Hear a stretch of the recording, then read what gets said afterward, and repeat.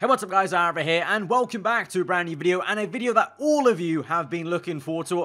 Okay, maybe not all of you, but a lot of you have been looking forward to ever since we posted an experiment video last week. Today, we're asking, what if we gave our team $2 billion? Yeah, you heard that correctly, $2 billion, and the equivalent of R&D points as well, so 2 billion R&D points, because you have to have the money and the R&D points on this year's game. And how quickly can we upgrade our car? So if you haven't seen that video, then definitely go check that one out before you see the rest of this one, because that gives a lot of context to how we've got here, basically, how we got to a maxed out F1 2020 My Team car, and indeed a maxed out team, you know, with the facilities. You can see we've got Spec level 3 on everything: aero, chassis, personnel, powertrain, durability even, which I never go for, and marketing as well. We've still got quite a lot of money left over. It's still over 1.9 billion, to be honest, so it was a bit overkill, really, giving myself that much money, and also R&D points as well, but it got us to this point. As you can clearly see, a maxed out R&D tree. Every single upgrade, bar one or two. I will say there's a small asterisk. Of course, in the game, you get natural upgrades from your engine supplier to do with the engine power and also the durability. That is out of my control. That is, you know, obviously the AI, the random number generation of when they want to give me those upgrades. But we've got the maxed out car we can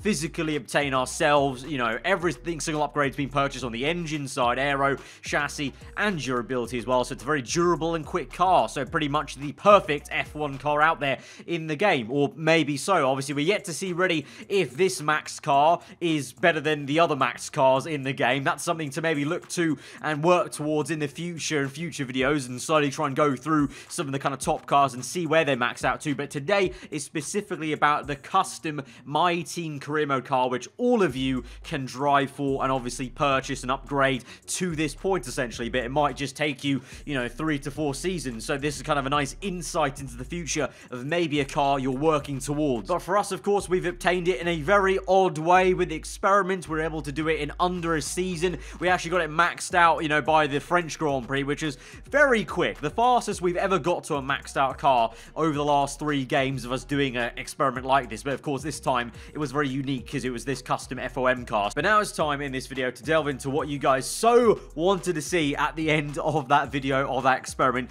What does it actually drive like, especially against the other AI cars who have not obviously had the same upgrades? You know, we could fit, I think, 2 more of the field spreads through, basically, because the field spread's about 300 points on the performance chart, so we could probably go up by 3 that, and just about only then would they get it. So essentially, we've got 3 times the performance of the Mercedes car in comparison to like the Williams. So it's a big deal. I'm sure we'll be flying past. I mean, if there's any indication of how quick this car really is in comparison to the grid, just take a look at this. Qualifying, this was Leclerc, our teammate here in this version of the save, is 3.768 ahead of Bottas. He got a pole, you know, nothing happened, there was no rain. That was a legit lap by him, his AI car, just in our maxed out car. He was nearly, you know, just under 4 seconds faster than the Mercedes in second place. So yeah, we've got a bit of a speedy boy. So as you can tell by the race loading in and the intro, we're here at the Hungarian Grand Prix. Then a pretty nice place to maybe test out how quick this car is. You know, very technical circuit. You need a very fast car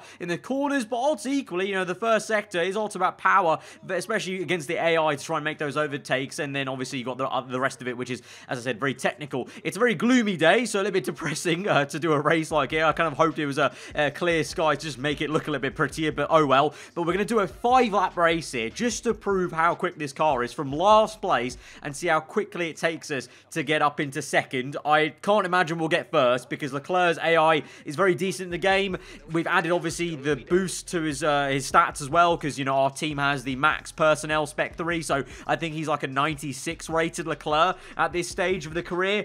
So there's no way I'm going to catch him in first place, but how quickly can we get to second? Let's find out. So here we are then in a very fittingly gold liveried maxed out My Team career mode car here, the Hungaroring, for 5 laps of this GP. 5 red lights are out and we're underway. And initially a bit of a slow start, actually a lot of wheel spin with the massive amount of power we've got, but then once we got into 4th gear, look how quickly we're climbing up in terms of the speed compared to the cars. Straight to where I already felt, you know, that instant oomph of acceleration versus then once we got the power down and the wheels stopped spinning around the outside of about 4 or 5 cars that was into turn 1, up into P15 then, so 7 places gained, and that was only the exit of turn 1. Now looking around the outside of the Renault, maybe the Alfa Romeo and Alfa Tauri as well, down the inside of Giovinazzi and Gasly in one foul swoop. Against these midfield cars, it really does feel like it's F1 versus F3 at this stage of the race. Around the outside of Kvyat, we look at the dive, like the difference in the speed mid-apex. I'm just floating around these corners compared to them is just insane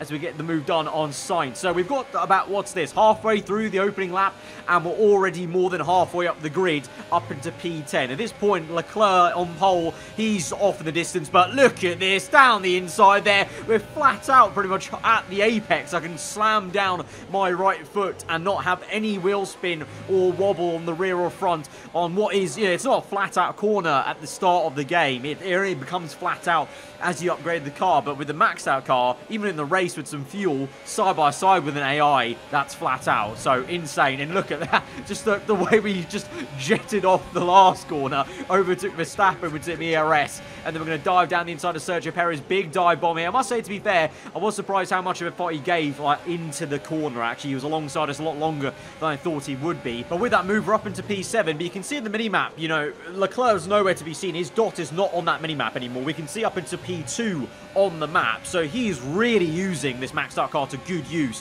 which is more kind of a show how good the teammates can be rather than the actual car potentially, as we now just basically didn't feel like a corner, that left-hander, as we went through. It felt like more like a kink that we just had to kind of navigate through as we overtook Albon, and now we're going to catch up to Vettel, probably in the same place we caught up to the Racing Point earlier, and try and make the move on the right-hander, because we kind of get blocked off here, as it's very hard to overtake, obviously, that portion of the circuit. But again, we go down the inside, easy does it, and then full power there, ERS mode used, off the corner, up into P5, but probably could have got Vettel a little bit earlier if I just got my racing line correct. But I'm looking at the mini-map, I still can't see Leclerc. Where is he? There's the dot. He's crossed the finish line there. You can see fast up at the Grand Prix. He's really a monster. I think on this year's game versus the last two, we're unable to obviously see what a really good AI could do in a maxed out car, because it was impossible to really select your teammate like that. Whereas in this year's game with my team, as we easily make a mincemeat of Ricciardo there in the Ferrari,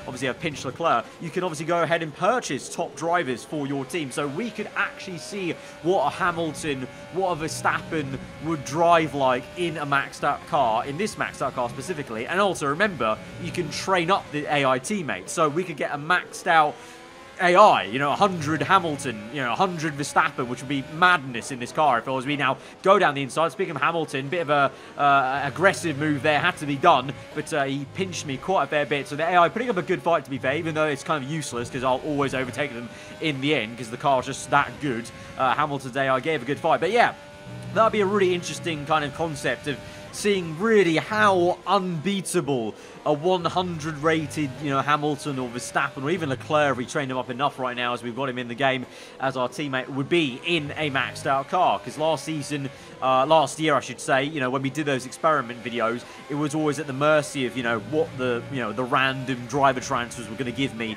in terms of my teammate, whereas now we can choose them. So that may be something to do. You know, we've done in the past, you know, tried to get under 60 seconds at the Austrian Grand Prix, so potentially that is actually a video in the future to make soon after this one, maybe. Can we try and get our teammate, at least if I can't do it personally as a driver, because I'm not the best at Austria, to be fair, can an AI, 100 rated, you know, Leclerc or Hamilton, can they get Austria under 60 seconds? That would definitely be quite interesting to see. So let me know in the comments below if you want to see that. But right now, back to the action, and it's going to be a silky little move to the inside there, up the hill, unorthodox place to make a pass because it's so close to the curb there. But we're up into second place now on lap number 4. So it took us 4 laps, to be fair. So I don't know if it's any quicker or slower than the last 2 games when we've done a maxed out Williams car, maybe. I feel like the AI in this year's game are a little bit better at, you know, keeping the position in a way, so maybe it took us a bit longer than previous times. I'm not too sure. One thing I will say though is the tyres absolutely cooking at this stage of the race now. And so this was a little bit worrying, I'm not going to lie. As we moved through to lap number 5, I thought in clean air, could I try and bang in a fast lap and try and match Leclerc? I couldn't. I was actually really slow on this 5th lap. Leclerc's going to hold the fast lap by a fair few seconds, I think, really, because the front left and even the right were absolutely gone in terms of the internal carcass temperatures. So that's a little bit worrying, as I said, because I think we had this before in the past sometimes when you maxed out career mode cars. Sometimes, because the car is so quick in the corners, for the player at least, it was unbearable to try and keep the tyre temperatures in check. So I really hope this is not a bad sign of things to come, maybe, if naturally in my own career mode or your guys' career mode, if you get the car too good, essentially, that's going to be a nightmare to control the tyres, and your teammate will just trounce you no matter what, because obviously he's an AI, and the AI are amazing at keeping the tyre temps. But we come through then the last corner, very slowly there, to be fair, compared to our teammate, but that is it. A 1-2 for the Moneybags GP team here, the Hungarian Grand Prix. 5 laps is, and you know, to be fair, we're up to P10 or 9 by the end of lap number 1. So it was a, yeah, very, very quick car. I've got to say, in terms of away from just overtaking cars, how did it really feel to drive?